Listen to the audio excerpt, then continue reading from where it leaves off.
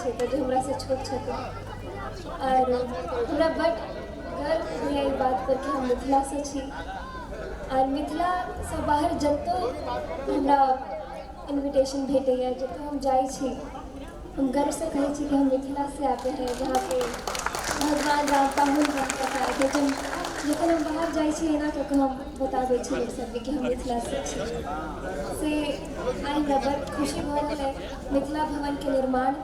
हेतै और ओहिसँ हमरा सबके बहुत फायदा सेहो भेटत हमसब जखन कखनो एबै मुम्बईमे तो कहि सकै छी कि मिथिला भवन ओतऽ जाकऽ हम रहि सकै छी तऽ हम सबसँ पहिले एकटा बहुत बहुत धन्यवाद ऑर्गेनाइजर सबके हम सेहो बहुत बहुत धन्यवाद कहै छी हमरा बजाबऽके लेल हमरा ई खुशीमे शामिल करैके लेल सबसँ पहिले हम भगवती वन्दनासँ शुरू करै छी फेर अहाँ सब जे कहबै हम सुनाबऽके प्रयास करब धन्यवाद।